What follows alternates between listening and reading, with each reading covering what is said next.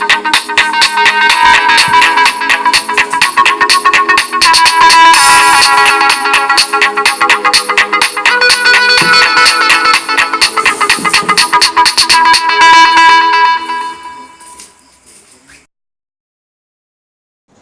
่อบ่ให้คมหรือว่ามันอย่างเกิดต่างๆเนาะบางครั้งผู้หญิงหรือว่าผู้ชายผมยาวแม่นบ่ต้องไปคาบตัวคอครับมันรอบหน้าถ้าผู้ใดบ่มีโอบ่มีเครื่องมาเราบ่ให้เข้าห้องบิวห้องเวิร์กช็อปเด็ดขาดบอกเลยนะคาแบบนี้เนาะแล้วเราจะมีฟองน้ำที่ข้าพเจ้าแนะนำให้ไปซื้อเห็นบ่ตัวนี้ให้เอาไปซื้ออยู่ห้างตลาดก็ได้เนาะข้างเส้นเราก็มีแต่ว่าราคาค่อนข้างจะแพงโมเมนต์อยากให้ซื้อกลางเส้นนะอยากให้ซื้อแต่ว่าของเรามันโบโฟกันน้องให้ไปซื้ออยู่ตามกองตลาดน้องฟองน้ำเสียน้ำเองปุ๊บทาล้างหน้าเหมือนเราโบล้างไปแล้วเนาะคิดแล้วพอได้ถ่ายยังมาก่อนเลยเนาะบางครั้งลูกค้าอาจจะโบนาให้เขานวดเนาะโบได้นาให้เขานวดแต่เพิ่นต้องนวดเลยเนาะแต่มื้อนี้เขามาสาธิตกันน้อยๆนึงกันไว้เพื่อบ่ให้เพื่อนแต่เพื่อนโบเป็นยังเนาะมื้อนี้เนาะ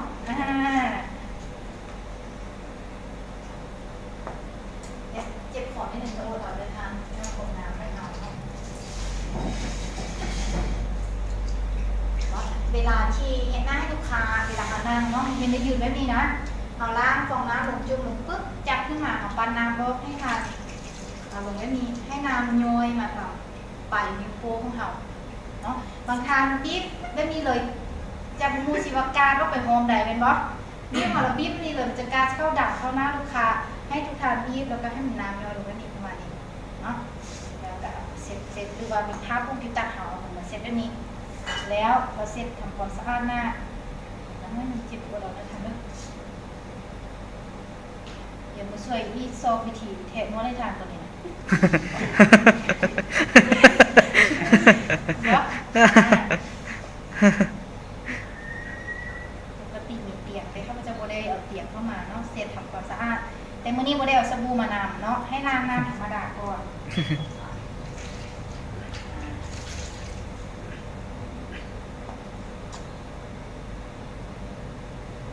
มีสบู่แล้วของร้านสบู่ขั้นตอนแบบนี้เนาะหลังจากนั้นให้ทานขัดหน้าเนาะอันนี้เป็นครีมขัดเนาะตัวน้อยกับตัวน้อยถ้าตัวใหญ่ราคาอยู่ที่190 บาทถ้าเอามาประมาณสักนี้เนาะกาดไว้ถ้าเอามาสักนึงแล้วตัวนี้จะเป็นครีมน้ำนมเนาะครีมน้ำนมมันจะรีบลงมาผสมแล้วก่อนที่เราจะขัดหน้าเราจะมาคนตรงนี้เนาะให้มันเข้ากันสักก่อนประมาณ1 หรือ 2 นาทีนะของขัดหน้าแล้วเราก็จะเต็ม5 จุดเหมือนบอสอันนี้ปฏิบัติตัวจริงวางกี้เราลงเป็นทฤษฎีเป็นบอสแม่เต็ม5 จุดแล้วกระบวนการดำอันนี้วิธีของมันคิดแล้วถ้าหน้าหัวแห้งเลยบ๊อบเราจะให้แบบใดเอามือแต่ไซส์ให้ไซส์นิ้วกลางกับนิ้วนางเลยบ๊อบที่ข้าพเจ้าลองมา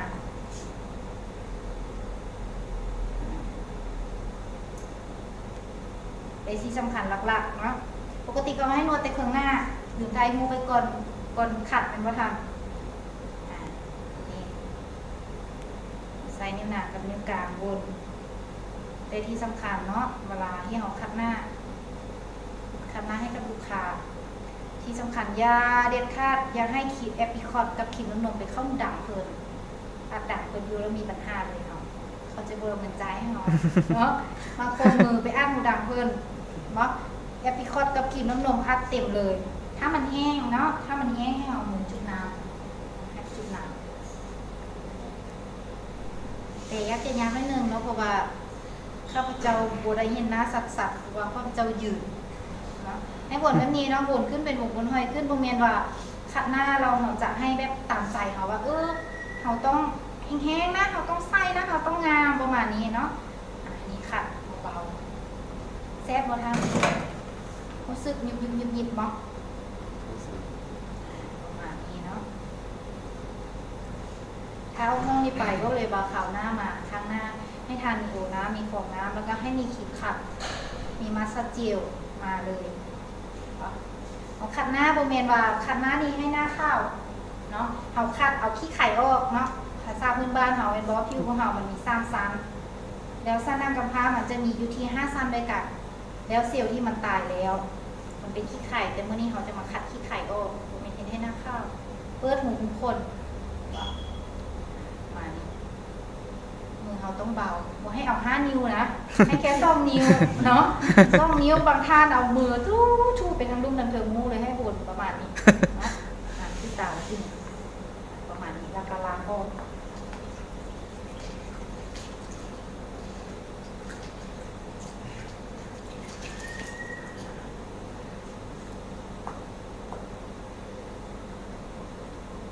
แล้วการจับฟองน้ำเนาะจับฟองน้ำก็โบเมนไว้อีทู่แต่ทางเดียวเนาะจากบางทีมาข้าพเจ้าเสร็จมาแบบนี้เป็นบล็อกเสร็จมาแบบนี้แล้วก็ต้องปีนทางปิ้วไปจังไหนปีนมาแบบนี้บล็อกเสร็จแล้วล้างออก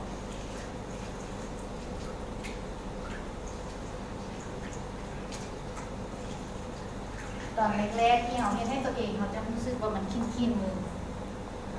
ถ้าเราเฮ็ดเรื่อยๆแล้วเขาก็จะลืม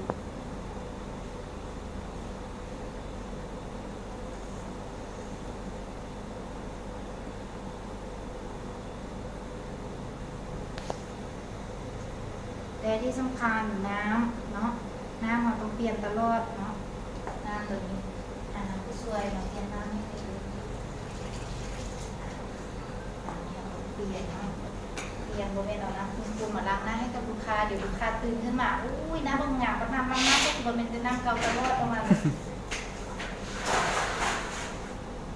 เนาะเป็นเม็ดสาที่ว่าเป็นเม็ดแอปริคอต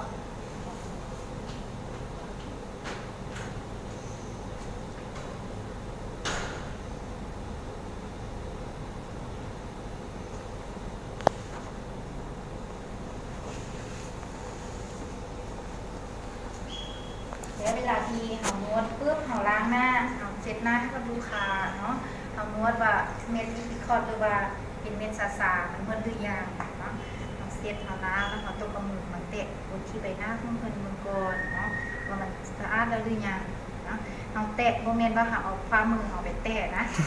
ไม่ได้เอาฝ่ามือไปแตะบอกว่ามันสะอาดแล้วหรือบ่ประมาณนี้มันจะมีเม็ดสาถ้าเขาแตะแบบนี้เขาจะบ่ฮู้เนาะให้เอาล้างมือไปแล้วมีถ้ามันมีเม็ดสาเม็ดแอปริคอตอยู่ของกระล่างเสร็จของสะอาดโตยังไงใส่ขึ้นบวเก่าสบายหน้าบอกหลังจากนั้นเนาะหลังจากที่เราขัดทำความสะอาดปุ๊บเรียบร้อย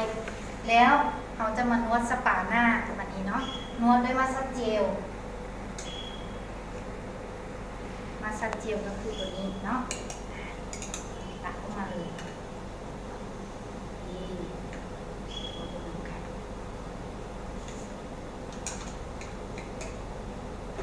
สุดท้ายก็จะมาเก็บเงิน50,000คิวตัวนี้เราก็มาเต็ม5 จุดเช่นเดียวกันท่านมัสซาเจลตัวนี้เลยที่เราจะนวดหน้าเรามีปัญหาแยบการหน้าบซุมบซึนฐานยังบ่เข้าหน้าบ่จะมานวดมัสซาเจลตัวนี้นวดด้วยมือปกตินวดด้วยเครื่องแต่เขาเจ้าบทถนัดเรื่องมือ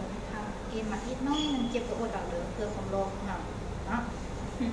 นวดแบบนี้เนาะถ้านอนข้าพเจ้าจะนวดสะดวกกว่านวดแบบปกติเนาะข้าพเจ้าจะโบไล่ทาแต่ว่านวดธรรมดาให้หน้าชุ่มชื้นอันนี้ตัวนี้เรามีไว้มื้อเช้ามื้อแลงเวลาที่เราล้างหน้าเนาะเราบริคัดหน้าเราล้างปุ๊บเราก็เอาตัวนี้มานวดหน้าได้สบายเนาะตัวนี้ข้าพเจ้าจะใช้มือเอา10 นิ้วเลย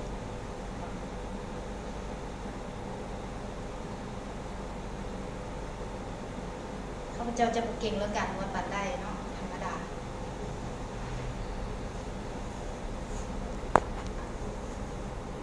เวลาที่เรานวดหน้าด้วยมือนวดให้กับลูกค้าถ้าทานนี้ถนัดทาอะไรไม่เห็นกระโลกเอาให้ลูกค้าสบายใจนวดบนเป็นคิ้วนี่แล้วก็บีบมาทั้งวันนวด3 บ้านแล้วนับเลยมีบ่มนวดอยู่นี่มีบ่วันนี้เราก็นับ1 2 3แล้วก็วางมันลงมา แต่เจ็บคอมันบ่ งูเลยสบายอยู่แต่ว่าเจ็บคอมือเห่านี่เห่าจิ๊บแล้วนี่เลยคือว่าจะบ่มีนวดให้แบบนี้ถ้ามีตอนเช้าเขาจะน่าล้างเปียกหรือเต็มห้องนั้นมาถ้ามือเห่าฟืดเนาะให้ทานจุกน้ำ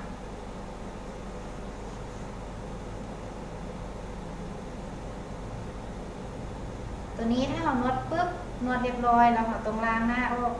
ล้างเจียวตัวนี้ออกนวดตัวนี้บอกเลยว่าประมาณ10 นาที3 นาทีก็ได้ค่ะนวดมือปะแต่มื้อนี้ข้าพเจ้าเย็นให้ผ่านๆเบิกนวดเพราะว่าหน้าเพิ่นจะมีปัญหาเรื่องเพิ่นว่าหน้าเพิ่นยาบ เห็นว่าท่านหน้ายาบเป็นว่าหน้ายาบการหน้าบ่นุ่มบ่สุกบ่ซื่อบริเวณตาเนาะเอามือนิ้วหนังกับนิ้วกลางนี่ดึงมาบีบขมับปาก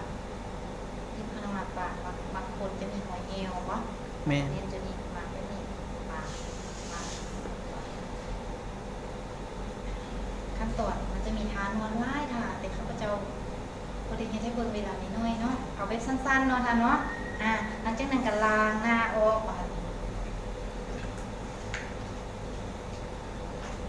สเจียวก็เลยว่าเวลาที่เขานวดหน้าเนี่ยได้หน้าเขาเย็นหน้าเขาซุ่ม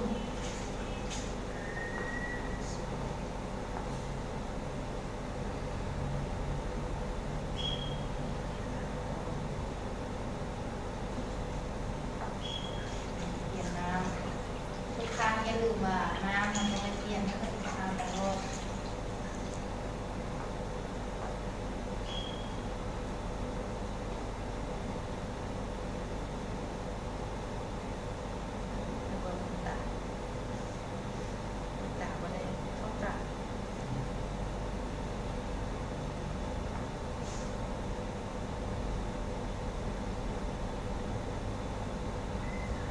เราเป็นนวดลูกค้าให้นวดบ่อยๆแบบนี้เด้ออันนี้ข้าพเจ้าเรียนให้เพิ่มแต่ละขั้นตอนนะประมาณ3 นาทีก็ได้ถ้ามันเพื่อเราเอาไปกินน้ำเป็นบอสมือเราไปกินน้ำเราจะนวดหน้าให้กับลูกค้าต่อ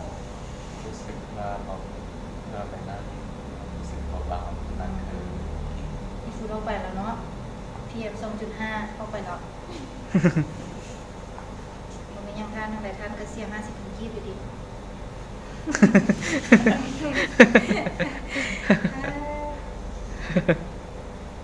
เป็นจังไดสีหน้าเมื่อกี้ก่อนเลยหลังเอาไว้ถ่ายมูไปเนาะเกียงกว่าเก่าขึ้นแล้วเกียงใส่ขึ้นเป็นบ่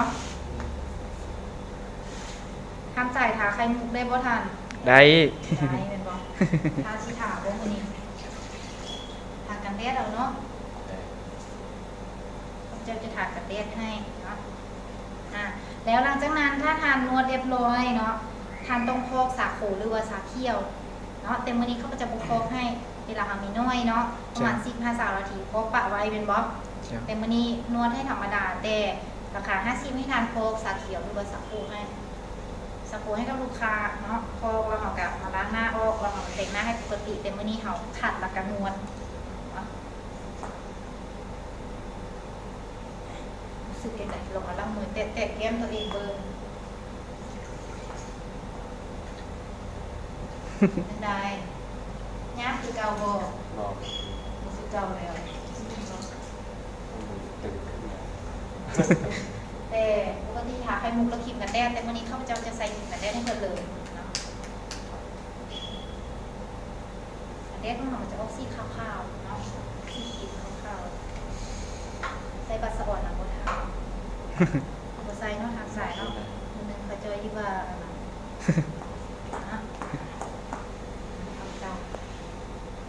ปกติมันเฮ็ดให้แต่เครื่องหน้าปกติเขาเจ้าเนี่ยตรวจสอบถามให้แต่เครื่องหน้าแต่วันนี้เฮ็ดให้เบิ่งหน้าเลยซาคนนึงซากลับไปเหมือนแฟนจะเบิ่งว่าอุ้ยเจ้าคือว่าหน้าข้างนึงคือว่าข้างข้างนึงคือว่าเหี่ยวแท้ประมาณเนาะครีมกันแดดของเฮามันจะออกสีขาวๆนิดนึงเนาะทาไปประมาณ15 นาทีแล้วมันจะซึมเข้าผิวคือกับครีมไข่มุกเช่นเดียวกัน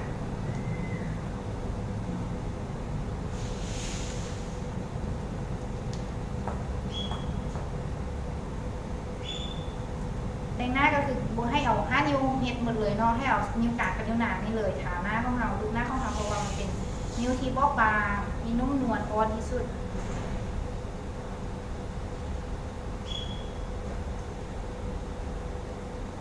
สวยทานต้องซื้อผลิตภัณฑ์ผมนวดกับข้าพเจ้าแท้ๆเนี่ยโมเมนต์ตาแต่งหน้ารอแล้วจะมีปากข้าพเจ้าเลยตอนสวยแล้วมาเข้าวิวพีโตเลยมาลูกมา มือนี้เบิ้ลมือเลยเนาะแต่ไม่ที่ก่อนจะคิวเบิ้ลมือกันแต่ยันเสียง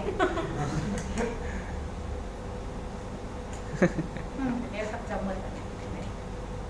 ซื้อกับเจ้าเลิก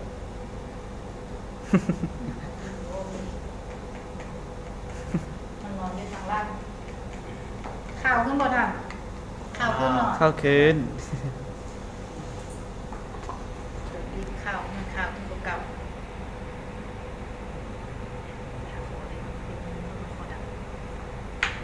ถาเตหน้าเนาะขีมถ้าเอาถาก็ให้ลูกโฟไปหนังไตซ่าข่าวเตหน้าเปิ้นสิกะโอ้ยบุเป็น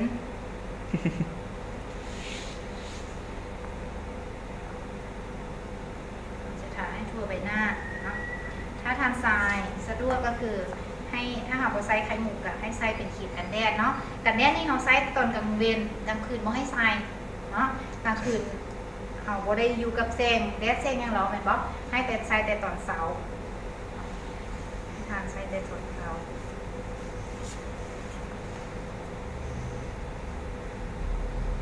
เดี๋ยวเรียกที่เอาลงกันเอามือเช้าเป็นว่าขั้นตอนถ้าทางใดที่ผมเข้าใจก็สามารถทางข้าพเจ้าใดเนาะทำใดวิธีการใช้ครีมนวดหน้าแบบใดสามารถปรึกษาข้าพเจ้าใด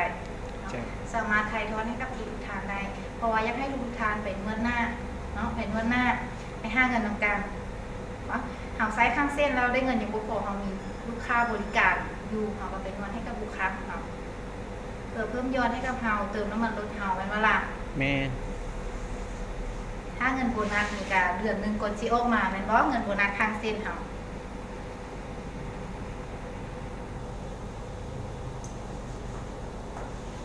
จังไดนี่จังไดน้ำบอมาเป็นจังไดลองรูปหน้าตัวเองเบิ่งเอาลังมือแตะๆเบิ่งรู้สึกจังไดน้ำบอ บ่งามแต่รอขึ้นแล้ว รอขึ้นนะเอาแบนมาเย็นเพราะว่ามีแบนเปิดหน้าเลยรู้สึกจังไดตอนนี้เป็นคลิป เราฟิวเลยนะ เสริมในนางบอลได้เดี๋ยวข้าพเจ้าจับก็เป็นน้ำให้ลูกค้าได้เห็นการเปลี่ยนแปลงแล้วเวลาที่เขาขัดนะมือเขาส้มนิ้วนี้แล้วให้เอาส้มนิ้วนี้แล้วขัดวนขึ้นให้วนแบบนี้ไม่ต้องเห็นแบบนี้ได้ต้องเห็นแบบนี้เห็นปะมันจะเปิดมุมคุ้มคนของเรานะมันจะเป็นการเปิดมุมคุ้มคนของเรา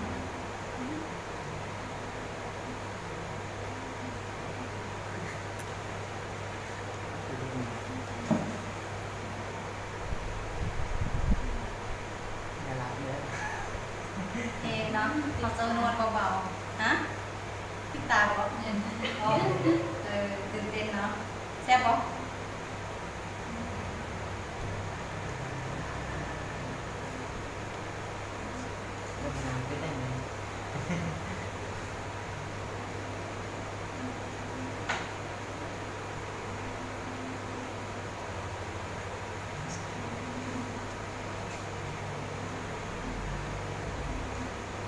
ถ้าเพชรเองเขาเช่นเกินคนนี้ได้ไหมมันจะน่าจะเสร็จออกนะ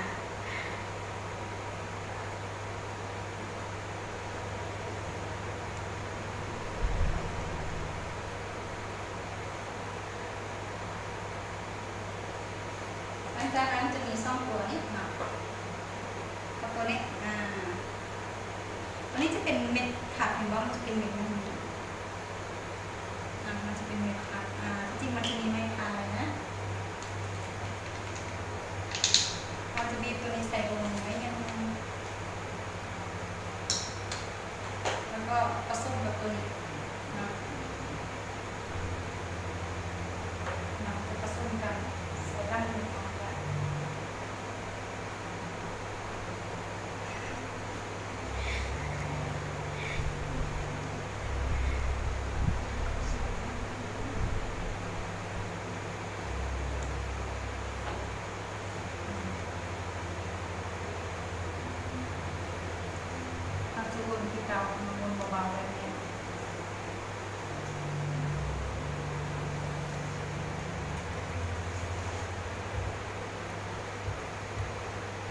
นี้อาทิตย์หนึ่งเป็น2 ครั้ง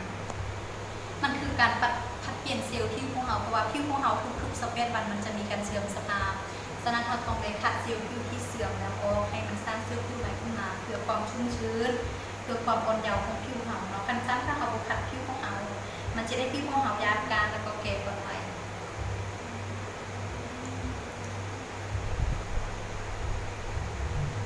ใช้โซลิวเบาๆไม่ต้องใส่น้ำหนักเนาะนองมือแบบนี้บ่ไม่หนักมือเรามองเป็นโบเวลาที่เราขัดหน้าเราขัดตัวโบแบบนี้โอ้ยอะไรวะเดี๋ยวสิเอาเลยนะอะไรทำใจนิดนึงเนาะ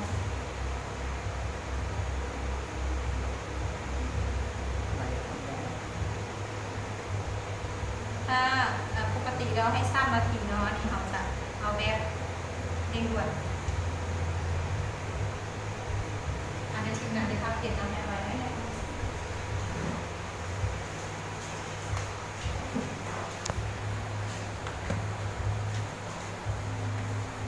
หลักปกติเราจะต่อได้สัก2-3 นาทีค่อยซื้อออก บ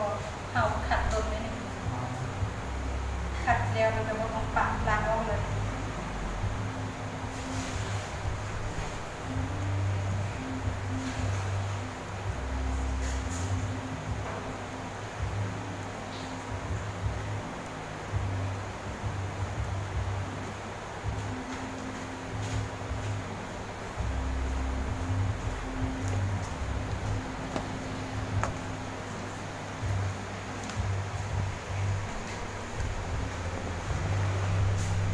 สำคัญคือเราต้องเซ็ตให้มันรอดนะคะ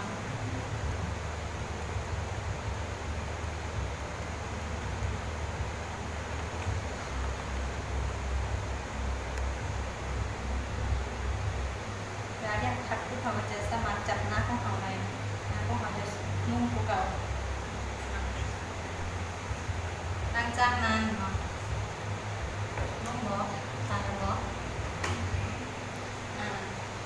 หลังจากนั้นเราให้มือใส่มือล่างมือแตะดูว่ามันร้อนบอมันร้อนแล้วถ้ามันร้อนแล้วปุ๊บเนี่ยมันจะใส่ครีมบำรุงลงไปเลย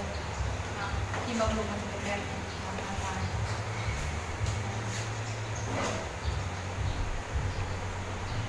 เราใช้น้ำเดียวมันจะกวนนะ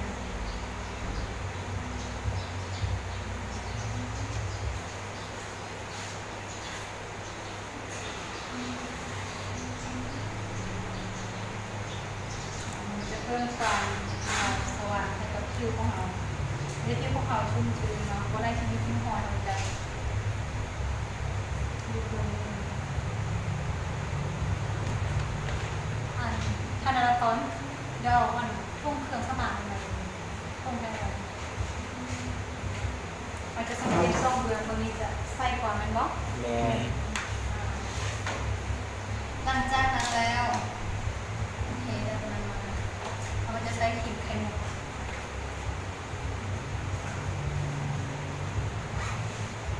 เดี๋ยวกับครีมไหนดู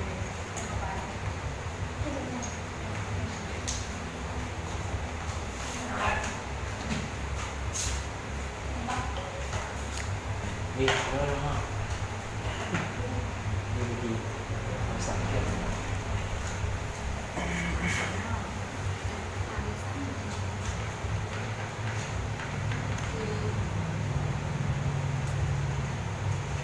บ่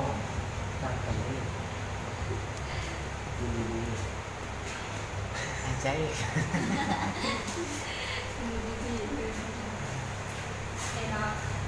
อันนี้จะเป็นตัวใหญ่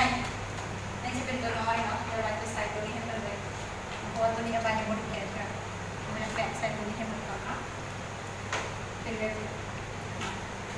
ในมันเราจะใส่ในไข่ปัดออกมาปริมาณน้อยหนึ่งก่อนถ้าพอเราไปใส่ใหม่มันเตะใส่ข้ามมือของเราเนาะหลังจากนั้นรวมให้มันเข้ากันกดให้มันเข้ากัน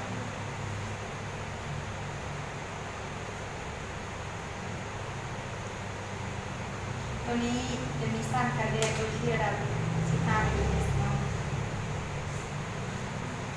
จะใส่แผ่นแปรงเลยเขาใส่ตรงนี้ปุ๊บเขาก็จะมีเป็นต้องใส่แปรงหน้าของเขามันจะใส่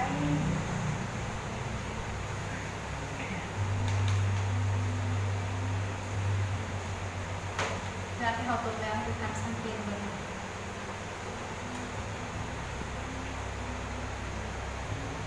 คือจะหน้าเห็นไหม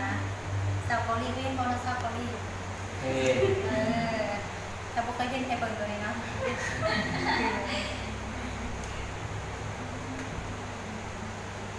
ตามบ่ อ่า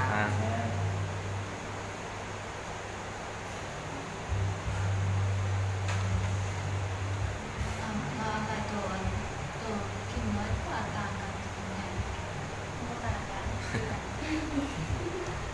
ต่างกันก็จะ อันนี้เป็นแซ่บคือเป็น เป็นอะไร มันเป็นคล้ายคือหอมขิงเข้าไปแบบอะไรนี่ก็ นี่นะลองเท้าทันท้องแกะลองดูเลยเนาะตัวนี้มันจะเป็นไข่มุกเกรดเอเนาะเกรดเอก็คือว่าไข่มุกก่อนที่จะสามารถเอามาเฮ็ดครีมใบตรงผ่านการบอกไว้ประมาณบ่ต่ำกว่า3 ปีเนาะแต่ว่าครีมไข่มุกของตลาดมันเป็นครีมไข่มุกที่บ่เป็นไข่มุกแท้เนาะบ่เป็นไข่มุกแท้มันเพียงแต่มีส่วนผสมจากสารบารอนอีหยังท่านเคยใช้มาแล้วบ่ท่านใช้แล้วบ่เดี๋ยวให้ทุกท่านเบิ่งความแตกต่างตามบ่ อ่า ตามบ่ อ่า เดี๋ยวเอาแว่นมาให้เพิ่นเบิ่งเอาแล้วกันมีแว่นเนี่ยนะเดี๋ยวเราเบิ่งเนาะให้เบิ่งเนาะเบิ่งกินนะจะต่างกันเบิ่งนี้น่าจะใส่ให้ทุกท่านเบิ่งเนาะ ทานเกิน เห็นบ่เบิ่งนี้จะใส่มีออร่าเนาะเบิ่งนี้ก็คือว่าจะบ่มีหยังเลย หน้าที่ไซส์กับหน้าที่ตัวไซส์จะแตกต่างกัน เวลาที่ทานคัดหน้าให้ลูกค้าทุกทันตกแบบนี้แล้วตื่นมาให้ฟันแยงเลยเขาจะประทับใจเลยนะ ตื่นมาแล้วก็ยังไม่เลยบนเท้าไปล้างหน้าเลย นะ ล้างหน้า เวลาที่เขาคัดให้เขาเจ้า คัดไม่ได้ว่าคัด เจ้า คัดตอนคืนแล้วแล้วก็ คัดตอนเป็นอะไรตอนได้อะไร แล้วเข้านอนเขาตื่นมาไม่เกี่อะไร แม่แล้วเวลาเขานอนเวลาที่เขาคัดเนี่ยเขาต้องนอนแล้วเขาก็คัดหน้าให้เขาแล้วก็ตกแบบนี้ปึ๊บปึ๊บปึ๊บปึ๊บแบบนี้ตื่นมาปึ๊บเขาเนียงแหวนปึ๊บเนี่ยปกติหน้าเขาเป็นแบบนี้แล้วตื่นมาหน้าเขาใส่แบบนี้เขาประทับใจแล้วอุ๊ยหน้าหนังที่เขาจะนุ่มไม่ได้ทำจับหน้าจะนุ่มเอาแต่พอให้จับโอเคเนาะ